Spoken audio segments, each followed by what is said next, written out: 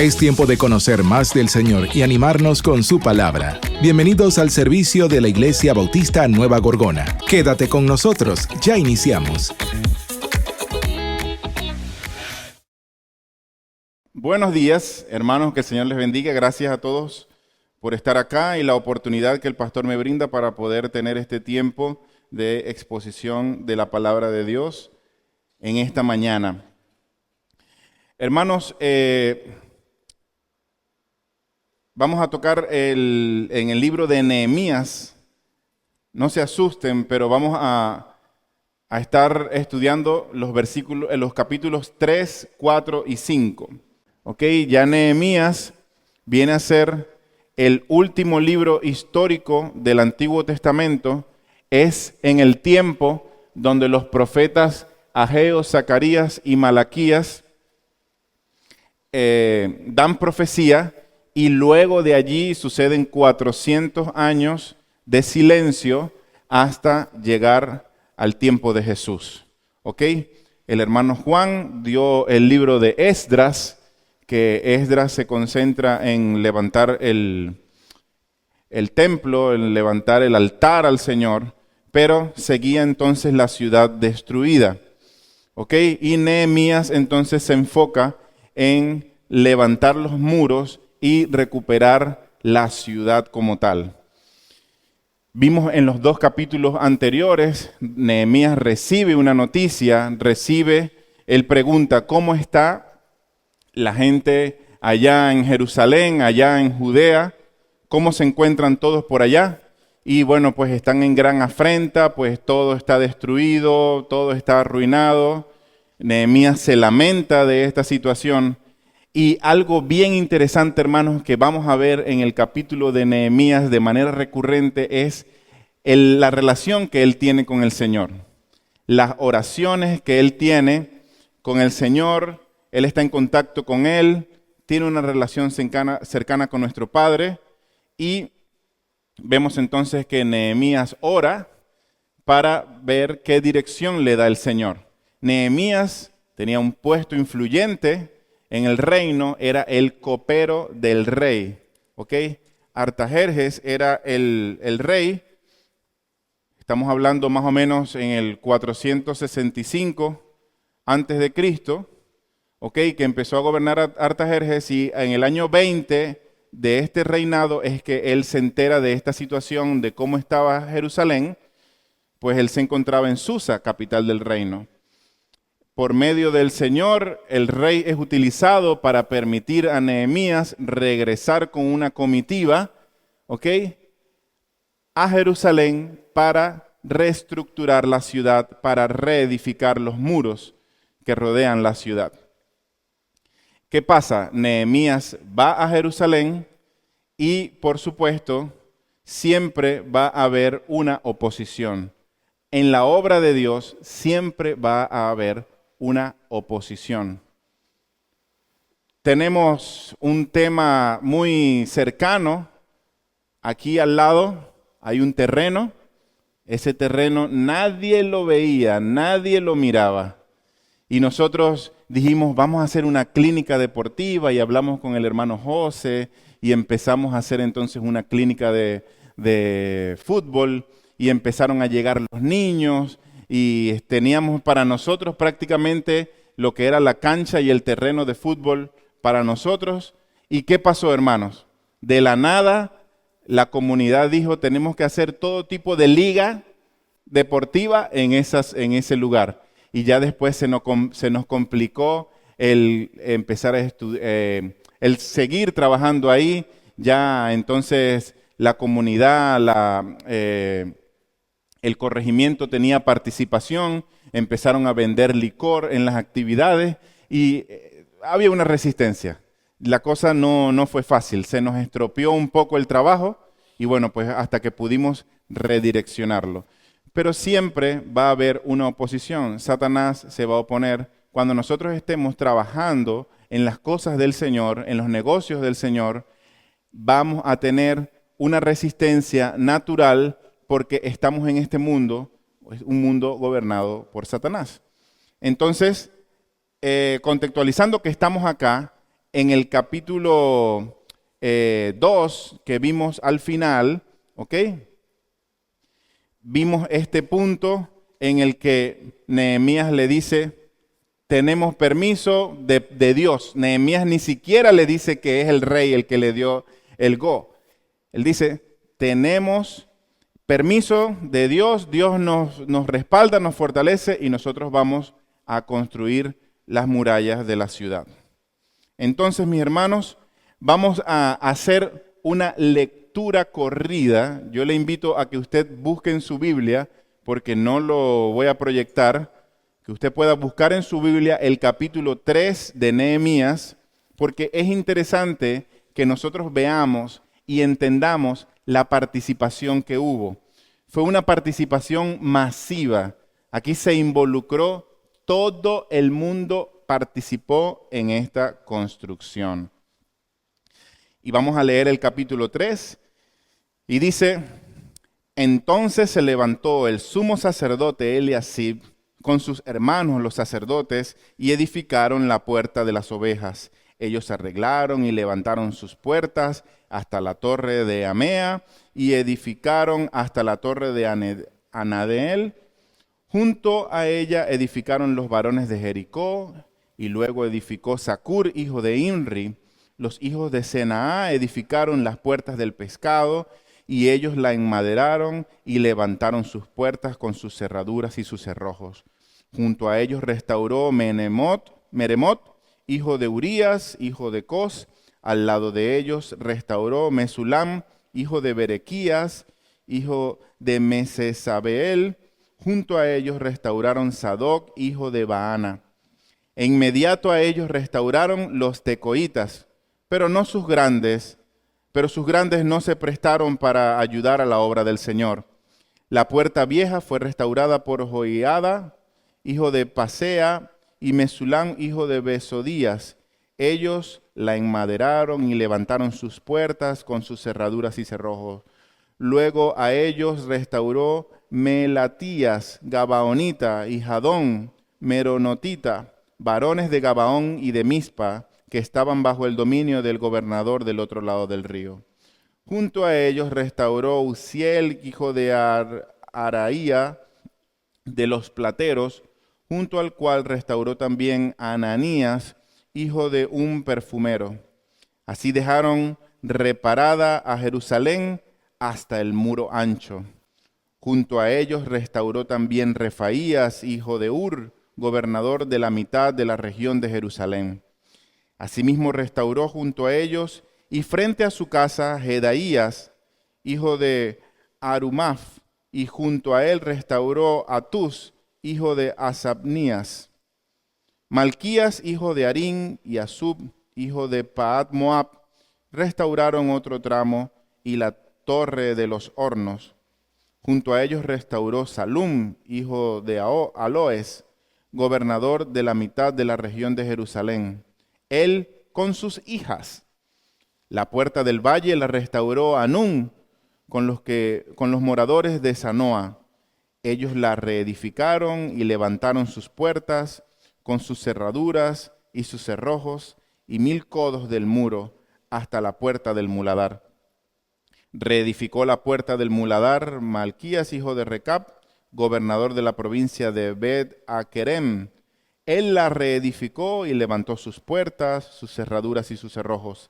Salum, hijo de Colose, gobernador de la región de Mizpa, restauró la puerta de la fuente. Él la reedificó, la enmaderó y levantó sus puertas y sus cerraduras y sus cerrojos, y el muro del estanque de Siloé hacia el huerto del rey y hasta las gradas que descienden de la ciudad de David. Después de él restauró Nehemías, hijo de Azbuc, gobernador de la mitad de la región de Bet-Sur, hasta delante de los sepulcros de David y hasta el estanque labrado y hasta la casa de los valientes. Tras él restauraron los levitas, Rehum, hijo de Bani, y junto a él restauró a Asabías, gobernador de la mitad de la región de Keila por su región. Después de él restauraron sus hermanos, Babai, hijo de Enadad, gobernador de la mitad de la región de Keila. Junto a él restauró Ezer, hijo de Jesúa, gobernador de Mizpa, otro tramo frente a la subida de la armería de la esquina.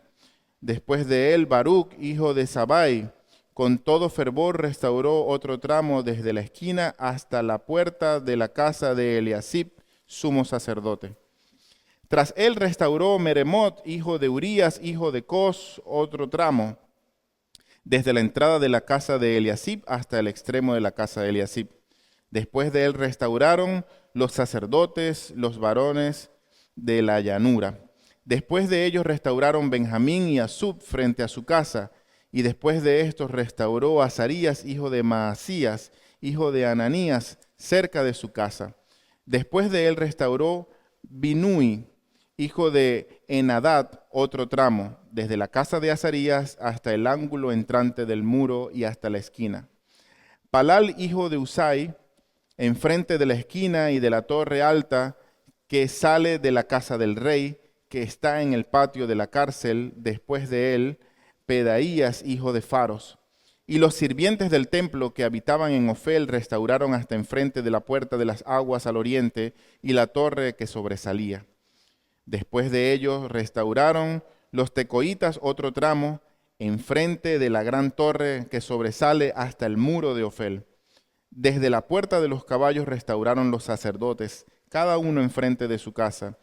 Después de ellos restauró Sadoc, hijo de Imer, enfrente de su casa, y después de él restauró Semaías, hijo de Secanías, guarda de la puerta oriental. Tras él, Ananías, hijo de Selemías, y Anún, hijo sexto de Salaf, restauraron otro tramo. Después de ellos restauró Mesulam, hijo de Berequías, enfrente de su cámara.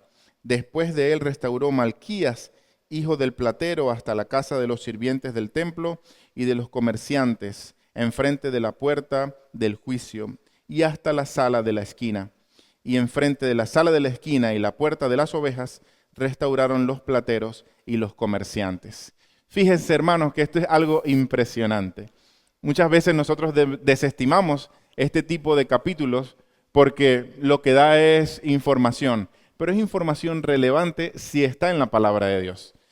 Algo interesante es que si nosotros nos imaginamos que este templo, este espacio, ¿verdad?, que hemos apartado para adorar a Dios, cada uno tiene su esquina, su cuadro, su casa, y lo vamos a ver más adelante, cada uno trabajó enfrente de su casa en la reconstrucción del templo. Y se le fueron asignados a otros, me imagino a los que estaban más en el centro o a los que estaban fuera, que procuraban el bien para Jerusalén, reconstruir otras partes del muro. Pero lo importante y lo interesante y lo apasionante de esto es el compromiso que ellos tenían en participar en la obra de la restauración de los muros de Jerusalén.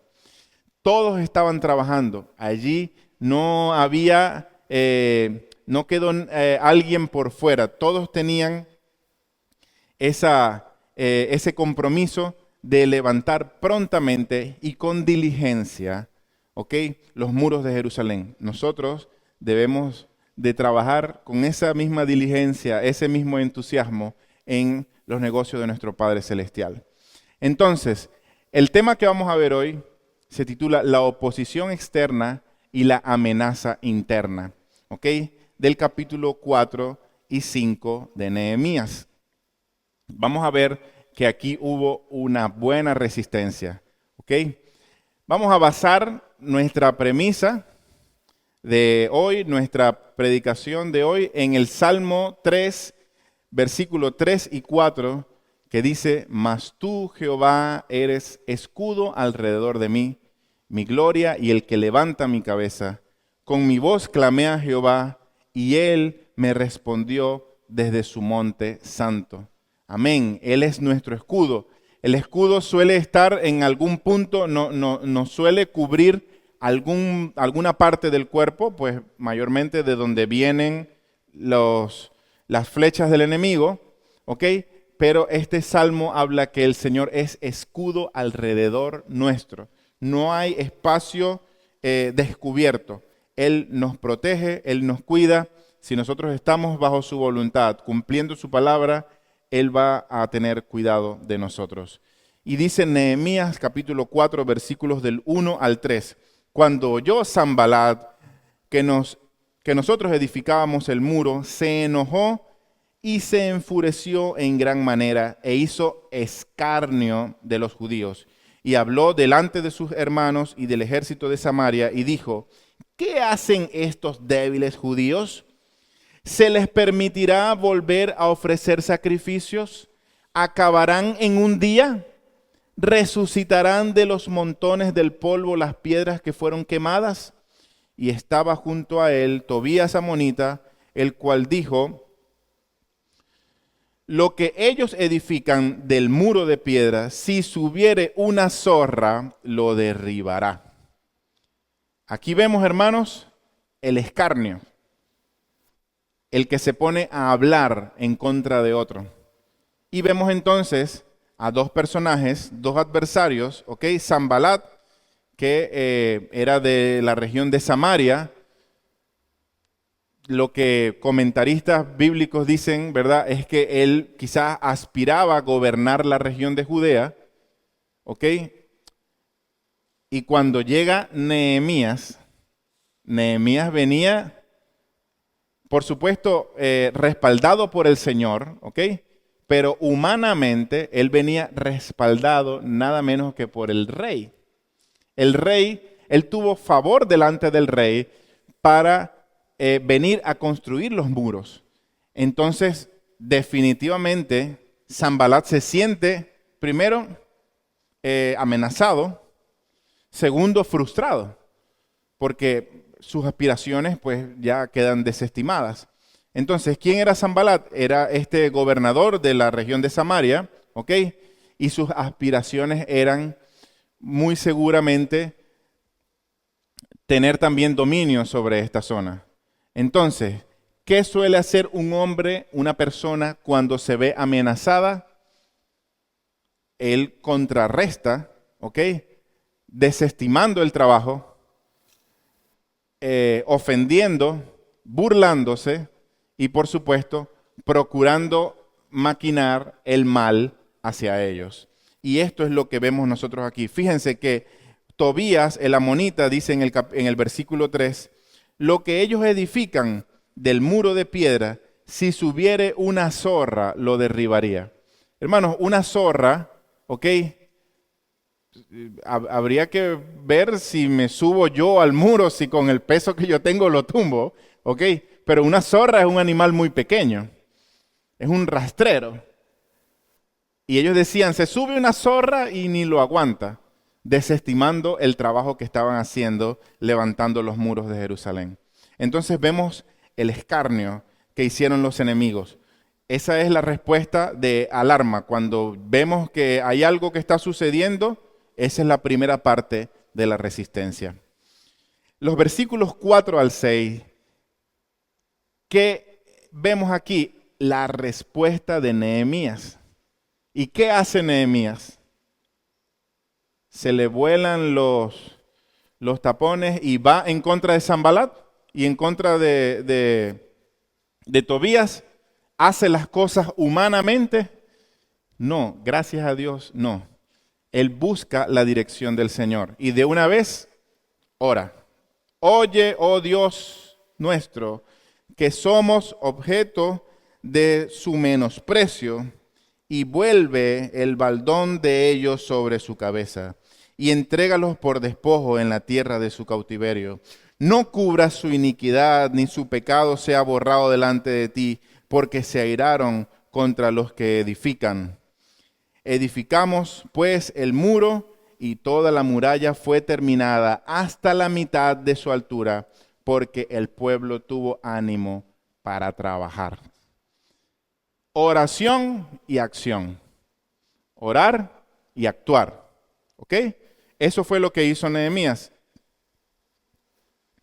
Y vemos entonces que esta fue la respuesta y es la mejor respuesta. Tenemos una resistencia, estamos trabajando en los negocios del Señor, en el ministerio que hemos sido llamados, y hay una resistencia. No nos bajemos de la cruz. Gálatas 2:20 dice, con Cristo estoy juntamente crucificado.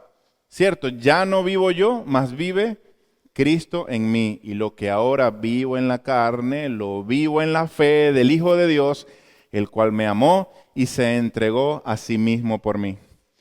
Muchas veces nosotros nos bajamos de la cruz. Estamos conjuntamente crucificados con el Señor, pero le decimos, esto lo resuelvo yo a mi manera, voy. Y no es así. No es así. Lo hemos hecho muchas veces. Aquí se ríen, pero sí, lo hemos hecho. Nos hemos bajado de la cruz para hacer las cosas a nuestra manera cuando lo que debemos hacer es orar. Hay que ver la templanza, ¿ok? Que es una de las cualidades del fruto del Espíritu. Un solo fruto del Espíritu. Una de sus cualidades es la templanza, ¿ok? Y algo que consideremos es el tipo de oración de Nehemías. En ese entonces, tenemos que ver el contexto, hermanos. Ellos se están viendo amenazados. ¿Ustedes se han sentido amenazados por trabajar en la obra del Señor? Aquí lo que hicieron fue poner un toldo de una cervecería y empezaron a vender licor. Pero ellos querían matarlos, querían asesinarlos. Entonces vemos esta oración de Nehemías que a nosotros diremos, wow, está un poco como violenta la oración. Entrégalos, dice, por despojo en las tierras de su cautiverio. No cubra su iniquidad ni su pecado. O sea, él no quiere ni que lo salve de eso. Pero este tipo de oraciones son muy comunes cuando nosotros vemos que nos sentimos amenazados, porque son oraciones que demandan del Señor justicia. Y lo vemos en este salmo. Vamos a ver el Salmo 139, los versículos 19 al 22. Fíjense, un ejemplo. Dice, de cierto, oh Dios, harás morir al impío. Apartaos pues de mí, hombres sanguinarios, porque blasfemia dicen ellos contra ti. Tus enemigos toman en vano tu nombre. No odio, oh Jehová, a los que te aborrecen y me enardece contra tus enemigos. Me enardezco contra tus enemigos. Los aborrezco por completo. Los tengo por enemigos. ¿Qué le decimos aquí al salmista? Oye, ¿qué te pasa, hermano? Estás en la carne. Esa oración está en la carne. Tenemos que entender el contexto. Nosotros tenemos al Espíritu de Dios que mora en nosotros. Nosotros somos templo del Espíritu Santo. Ellos en ese entonces no son templo del Espíritu Santo. No eran. Ellos están viendo la situación de amenaza en la que se encuentran y oran al Señor pidiendo justicia. ¿Qué era lo justo allí? Que se reedificaran los muros y no que prevaleciera el mal que estos actores querían tener en contra de ellos. Seguimos, hermanos. Dice el versículo 7 al 10, pero aconteció que oyendo Sanbalat y Tobías y los árabes, los amonitas y los de Asdod, que los muros de Jerusalén eran reparados, porque ya los portillos comenzaban a ser cerrados, se encolerizaron mucho y conspiraron todos a una para venir a atacar a Jerusalén y hacerle daño. Entonces oramos otra vez, oramos a nuestro Dios y por causa de ellos pusimos guarda contra ellos de día y de noche. Y dijo Judá, las fuerzas de los acarreadores se han debilitado y el escombro es mucho y no podemos edificar el muro. Vemos entonces, hermanos, conspiración, intimidación y desánimo. Siguen los enemigos, fíjense cuántos enemigos son. Lo vemos en el versículo 7. Sanbalat y Tobías, los árabes, los amonitas y los de Asdod. Prácticamente estos rodeaban a Jerusalén. ¿Ok? Los enemigos estaban al acecho conspirando. ver cómo hacer e intimidando. ¿Ok? El enemigo nunca se quedará tranquilo. El enemigo nunca va a decir, oye, esta gente sí es fuerte, como que mejor los dejamos tranquilos. No, no. Ellos van a intensificar, van a apretar la tuerca. Vamos a ir entonces nosotros más arriba. Nuestra mirada debe estar en Cristo. Porque si vemos el entorno en el que estamos, que está como que bien complicado y bien enrollado, entonces me voy a desanimar. Y fíjense, el versículo 10 dice, la fuerza de los acarreadores se ha debilitado y el escombro es mucho. Es decir, estaban animados trabajando, levantando el muro, pero los que estaban llevando los escombros hacia afuera, ya no aguanto más. Esto es demasiado, ¿ok? Hasta aquí llego yo, no puedo, necesito descansar, tiempo, vamos a parar un rato. Yo creo que ya como van los muros ahorita, como que mejor los dejamos hace un ratico y descansamos. No había un día de fiesta, no había un 3 de noviembre por allá para descansar ese día. Pero hermanos, eso pasa cuando nos distraemos. Si nosotros estamos enfocados en el trabajo del Señor, no hay descanso. ¿Satanás descansa? No descansa. No descansa. Nosotros tampoco debemos descansar en la obra del Señor. Hebreos 12, 2 y 3 dice, puestos los ojos en Jesús, el autor y consumador de la fe, el cual por el gozo puesto delante de él, ¿ok? Él miraba el gozo delante de él, sufrió la cruz, menospreciando el oprobio, y se sentó a la diestra del trono de Dios. Considerad a aquel, es decir, a Jesús, que sufrió tal contradicción de pecadores contra sí mismo, para que vuestro ánimo no se canse hasta desmayar. Tenemos resistencia de nuestros enemigos, busquemos la vuelta. Tenemos la sabiduría de Dios, la sabiduría que nos da el Señor para seguir adelante en la obra que Él nos ha encomendado. Tenemos que predicar, hermanos, la palabra del Señor.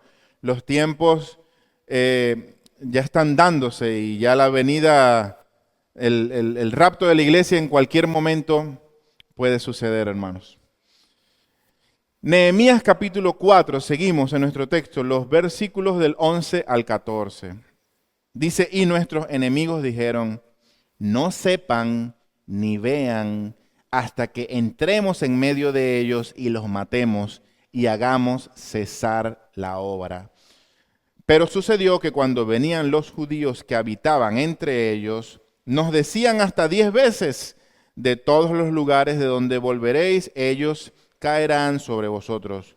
Entonces, por las partes bajas del lugar, detrás del muro, y en los sitios abiertos, puse al pueblo por familias con sus espadas, con sus lanzas y con sus arcos.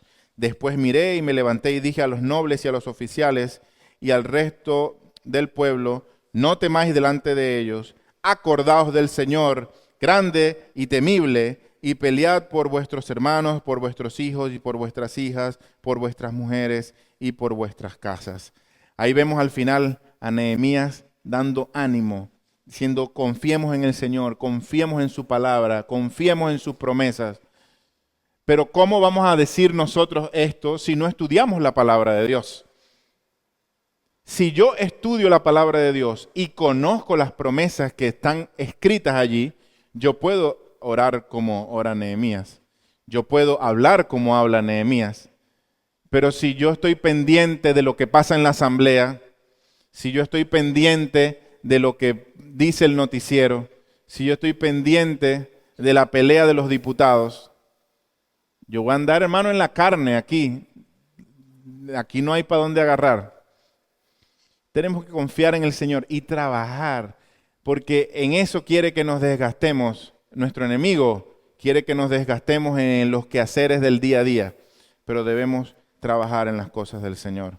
Entonces vemos el sabotaje y el plan de defensa. La dificultad estará presente y la resistencia al plan de Dios no se hará esperar. Siempre va a haber resistencia, pero debemos estar preparados y entender el rol que nosotros estamos desempeñando, hermanos. Y eso fue lo que hizo Nehemías. Nehemías prontamente dijo, bueno, vamos a acomodar esto aquí, vamos ahora a reestructurarnos así, nos organizamos de esta manera, animó a la gente a confiar en el Señor y siguieron adelante. No temáis delante de ellos, acordaos del Señor, grande y temible, y pelead por vuestros hermanos y vuestros hijos y vuestras hijas, por vuestras mujeres y por vuestras casas. Efesios, capítulo 6, versículos 10 al 13.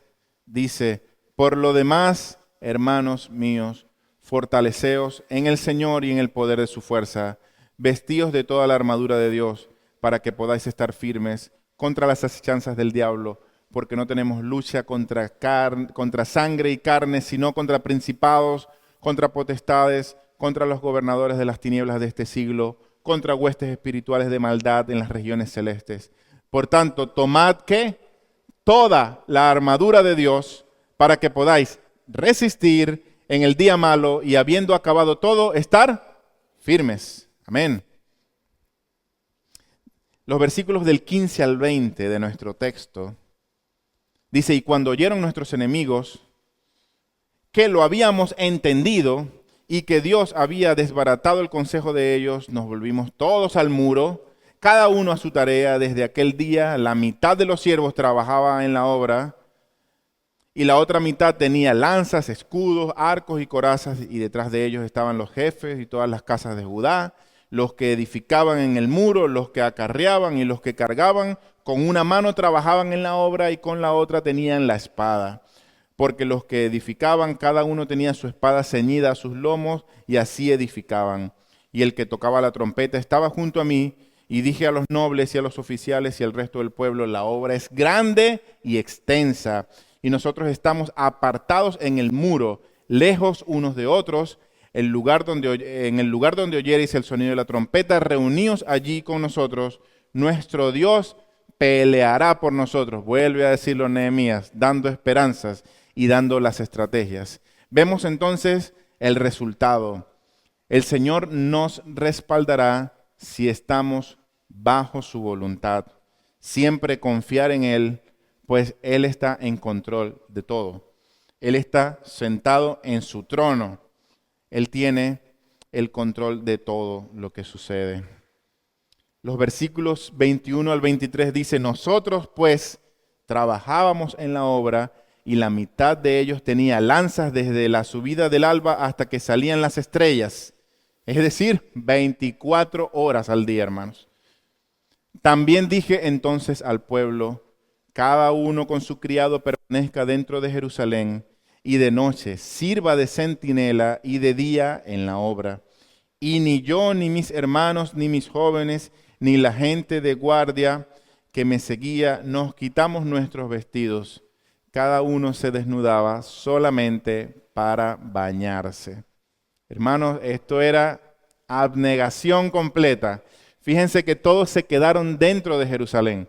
Le dijo, hey, nadie salga. Vamos a quedarnos aquí y aquí entonces resolvemos esto. Necesitamos acabar. Estaba enfocado en el trabajo. ¿Ok? Pero esto vamos a ver ahora que trajo unos problemitas internos. ¿Verdad? Pero vemos, siempre vigilando, hay que estar atento en todo momento, porque nuestro adversario no toma descanso. Primera de Pedro 5, 8 y 9 dice, sed sobrios y velad, porque vuestro adversario el diablo, como león rugiente, anda alrededor buscando a quien devorar, al cual resistid, firmes en la fe, sabiendo que los mismos padecimientos se van cumpliendo en vuestros hermanos en todo el mundo. Entonces, hermanos, ya vimos aquí la oposición externa, ¿verdad? Estábamos todos pendientes, viendo hacia afuera, trabajando, arreglando el muro. Todo el muro se edifica en un término de 52 días. Impresionante. Pero esto trajo un colapso interno, ¿ok? Y lo vamos a ver ahora. El versículo 1 del capítulo 5, dice, entonces hubo un gran clamor del pueblo y sus mujeres y de sus mujeres contra sus hermanos judíos. Había quienes decían, nosotros, nuestros hijos y nuestras hijas, somos muchos, por tanto hemos pedido prestado grano para comer y vivir. Y había quien decía, hemos empeñado nuestras tierras, nuestras viñas y nuestras casas para comer grano a causa del hambre. Y había quienes decían, hemos tomado prestado dinero para el tributo del rey sobre nuestras tierras y viñas. Ahora bien, nuestra carne es como la carne de nuestros hermanos, nuestros hijos como sus hijos. Y he aquí que nosotros dimos nuestros hijos y nuestras hijas a servidumbre, y algunas de nuestras hijas lo están ya, y no tenemos posibilidad de rescatarlas, porque nuestras tierras y nuestras viñas son de otros. Vemos aquí, hermanos, que estaban trabajando sin descanso. Dejaron todos sus quehaceres del día a día para trabajar en el muro. Y lo edificaron. Pero los problemas no paran. El alquiler se paga mensual. Y yo no puedo decirle, hey, no tengo para pagarte este mes no tengo para pagarte, bueno, pues vamos a ver el que viene y me va a perdonar este alquiler. No, se suma. Y así todas las cosas, a tal punto que dieron a sus hijos por esclavos. Entonces, los problemas económicos, hermanos, amenazan la obra. El problema latente, ¿cuál es? El dinero. Que el Señor nos libre, hermanos, del pecado de la avaricia. Y hablamos de dos contextos, el de Nehemías y el de nosotros en la actualidad. Podemos decir, esa gente, qué desastre. ¿Cómo hacen eso? No tienen principios, no tienen valor, no tienen el amor de Dios. Y nosotros en la actualidad somos esclavos de las tarjetas de crédito, somos esclavos de los préstamos, de los créditos, de todas esas cosas. No hay mucha diferencia. Primera Timoteo dice en el capítulo 6, versículo 10, porque raíz de ¿cuántos males? Todos. No hay uno afuera. Todos los males. Es el amor al dinero, el cual codiciando algunos se extraviaron de la fe y fueron traspasados de muchos dolores. Hermanos, Jesús, lo que motivó la entrega de Jesús, lo que motivó matar a Jesús, desde el punto de vista humano, fue el dinero. Marcos 11, 15 al 18 dice, vinieron pues a Jerusalén y entrando Jesús en el templo, comenzó a echar fuera a los que vendían y compraban en el templo, y volcó las mesas de los cambistas y las sillas de los que vendían palomas, y no consentía que nadie atravesase el templo llevando utensilio alguno. Y les enseñaba diciendo, ¿no está escrito, mi casa será llamada casa de oración para todas las naciones? Mas vosotros la habéis hecho cueva de ladrones. Y lo oyeron los escribas y los principales sacerdotes, y buscaban cómo matarle, porque le tenían miedo, por cuanto todo el pueblo estaba admirado de su doctrina. En el capítulo 14 de Marcos, más adelante, versículos 3 al 6 y luego el 10 al 11, vemos, ¿verdad? Pero estando él en Betania, en casa de Simón el leproso, y sentado a la mesa, vino una mujer con un vaso de alabastro de perfume de nardo puro de mucho precio, y quebrando el vaso de alabastro se lo derramó sobre su cabeza. ¿Y qué pasó? Hubo algunos que se enojaron dentro de sí y dijeron, ¿para qué se ha hecho este desperdicio de perfume? Porque podía haberse vendido por más de 300 denarios. Ahí está el punto, la plata. Y haberse ¿qué? Dado a los pobres. Oh, vestidos de santidad y de misericordia. Y murmuraban contra ella, pero Jesús dijo, dejadla, ¿por qué la molestáis? Buena obra me ha hecho. los versículos 10 y 11 de Marcos 14, dice, entonces Judas Iscariote, uno de los 12, fue a los principales sacerdotes para entregárselo. Ellos, los sacerdotes, al oírlo, ¿qué hicieron? Se alegraron y prometieron darle dinero. Y Judas buscaba oportunidad para entregarle. Todo era por plata, hermanos. A Judas le molestó porque él era el que llevaba la bolsa. Ay, me pelé esos 300 denarios ahí que lo hubiésemos podido vender y yo meter mano ahí. Y ahí entonces Judas se activó.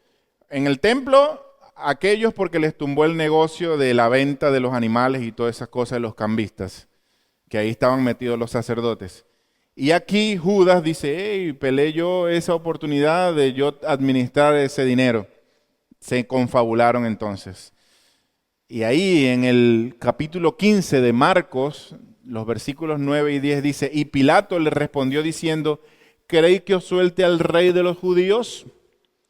Porque conocía que por envidia le habían entregado los principales sacerdotes. Seguimos en nuestro texto, hermanos. Nehemías 5, 6 al 11 dice, y me enojé en gran manera cuando oí su clamor y estas palabras. Entonces lo medité, ¿ok? En la meditación hay oración. Volvió otra vez Nehemías a orar ahí. Lo medité y reprendí a los nobles y a los oficiales y les dije, ¿exigís interés cada uno a vuestros hermanos? Y convoqué contra ellos una gran asamblea y les dije, nosotros, según nuestras posibilidades, rescatamos a nuestros hermanos judíos que habían sido vendidos a las naciones. ¿Y vosotros vendéis aún a vuestros hermanos y serán vendidos a otros?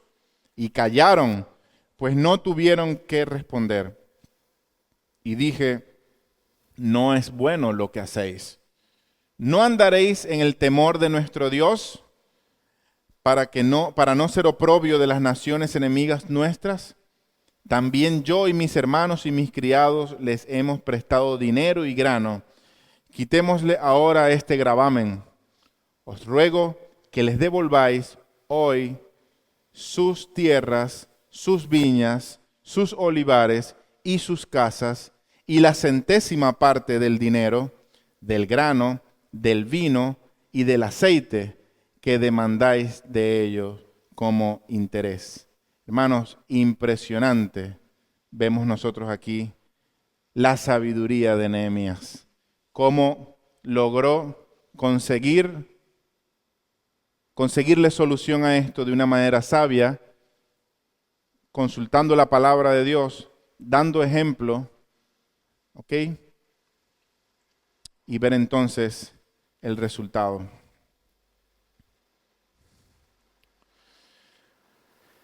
Fíjense lo que dice, hermanos, Éxodo, capítulo 22, versículos 26 y 27. Si tomares en prenda el vestido de tu prójimo, a la puesta del sol se lo devolverás, porque solo eso es su cubierta, es su vestido para cubrir su cuerpo. ¿En qué dormirá? Y cuando él clamare a mí, yo le oiré, porque soy misericordioso. Hermanos, si había algo que habían puesto en prenda, es decir, en empeño, porque yo necesito, dice, a la puesta del sol. O sea, si lo hice en la mañana, en la tarde, hey, aquí está, toma tu cosa. Ajá, pero, toma, no hay problema. O sea, dice, porque yo soy misericordioso, ustedes también deben ser misericordiosos. Hermanos, nosotros cuando fuimos creados por el Señor, la imagen y semejanza que nosotros mostrábamos de Dios o a esa imagen que fuimos creados, no es porque Dios era de 2 metros o era chaparrito o gordito, ¿ok? O de piel clara o morena, es por los atributos que nosotros podíamos reflejar de Él. ¿Cuáles son los atributos de Dios?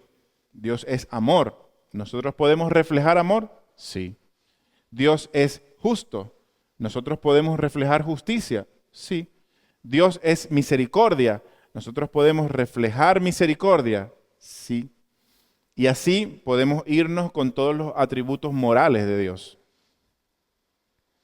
Pero esto se les había olvidado al pueblo y tenían en gravamen a sus paisanos, a sus hermanos, a sus familiares. Los versículos del 12 y 13 del capítulo 5, nosotros vemos entonces, hermanos, los resultados. Y dijeron, ¿quién dijo? El pueblo. Lo devolveremos y nada demandaremos. Haremos así como tú dices. Entonces convoqué a los sacerdotes y les hice jurar que harían conforme a eso. Además, sacudí mi vestido y dije, así sacuda Dios de su casa y de su trabajo a todo hombre que no cumpliere esto, y así sea sacudido y vacío. Y respondió toda la congregación, amén. Y alabaron a Jehová, y el pueblo hizo conforme a esto. En los versículos 14 al 16, hermanos, vemos las acciones de Nehemías interesantes. Porque, ¿qué decía el Señor Jesús? El Señor Jesús se quejaba, ¿verdad?, de los sacerdotes porque dicen, ellos dicen y no hacen. Aquí vemos a Nehemías decir y hacer. También desde el día que me mandó el rey que fuese gobernador de ellos en la tierra de Judá, y desde el año 20 del rey Artajerjes hasta el año 32, 12 años, ni yo ni mis hermanos comimos el pan del gobernador. Pero los primeros gobernadores que fueron antes de mí abrumaron al pueblo y tomaron de ellos por el pan y por el vino más de 40 siclos de plata. Y aún sus criados se enseñoreaban del pueblo, pero yo no hice así a causa del temor de Dios. También en la obra de este muro restauré mi parte y no compramos heredad, y todos mis criados juntos estaban allí en la obra. Cuando él dice que no comió el pan del gobernador, es decir, él no aceptó el tributo, el sustento por ser gobernador. No tomó ese salario, por así decirlo, para no abrumar a su familia. Del 17 al 18, hermanos, vemos un ejemplo de generosidad. Además, 150 judíos y oficiales y los que venían de las naciones que habían alrededor de nosotros estaban en mi casa, dice Nehemías. Y lo que se preparaba para cada día era un buey y 6 ovejas escogidas. También eran preparadas para mí aves, y cada 10 días vino en toda abundancia. Y con todo esto nunca requerí el pan del gobernador, porque la servidumbre de este pueblo era grave. Vemos qué ejemplo el de Nehemías. Hermanos, y fíjense el versículo 19, en el que ya terminamos con el capítulo 5. Dice, acuérdate de mí para bien, Dios mío, y de todo lo que hice por este pueblo. Una interesante oración. Quizás podemos ver, a lo mejor decimos, wow, qué arrogante, acuérdate de mí para bien. Podemos nosotros, hermanos, cuando nosotros estamos en sintonía con el Señor y cuando nosotros estamos en plena confianza con Él, cuando nosotros cumplimos su palabra y vivimos bajo su voluntad, nosotros podemos hacer este tipo de oraciones. Porque estamos trabajando en la obra del Señor para que la gloria sea de Él y no nuestra. Y les pregunto yo, hermanos, ya para finalizar, ¿nosotros estamos en la capacidad de decir una oración similar? ¿Estamos trabajando en la obra del Señor de tal manera que podamos decirle una oración como esta? ¿O no estamos haciendo nada por el Señor? Porque es muy cómodo venir aquí, sentarse en el aire, escuchar, a lo mejor criticar, decir, oye, pero habló casi 1 hora. Y no, yo tengo que ir a preparar el almuerzo y lavar la ropa y descansar, que mañana es lunes. Bueno, mañana es un día típico, pero Pero hermanos, nosotros tendremos la certeza y la seguridad de decir eso. Acuérdate de mí para bien, Dios mío, y de todo lo que hice por este pueblo. ¿Qué has hecho tú por el perdido? ¿Qué he hecho yo por el perdido? ¿Has llevado la palabra de Dios? ¿O estamos aquí sentados sin hacer nada? Seamos más como Nehemías en estos tiempos, hermanos. Y pidámosle al Señor ser útiles en su obra. Y aprovechando bien el tiempo, porque la palabra de Dios dice que los días son malos. Vamos a orar. Padre, te damos gracias, Señor, porque hemos tenido en Nehemías una referencia a Dios. Una referencia de humildad, de sencillez, de dependencia de ti, de estrategia, de intención y de acción. Ayúdanos, Señor, a tener parte de este modelo a seguir en nuestras vidas y que podamos, Señor, hoy en día, en estos tiempos difíciles, Señor, que vivir una vida conforme a tu voluntad, conforme a tu palabra, sirviéndote con estos talentos y estos dones que tú nos has entregado. Que no sea por nosotros, sino para tu gloria, porque solo tú eres merecedor de ella. En el nombre de Jesús, Señor, coloca en nosotros nuestra disposición de servirte en todo tiempo de manera abnegada y comprometida contigo. Te damos gracias porque tú eres bueno y porque como tu palabra dice, Señor, tu misericordia es nueva cada mañana. En el nombre de Jesús, amén. Que Dios les bendiga, mis hermanos. Este ha sido un servicio online de la Iglesia Bautista Nueva Gorgona. Síguenos en nuestras redes sociales y visítanos para alabar juntos al Señor.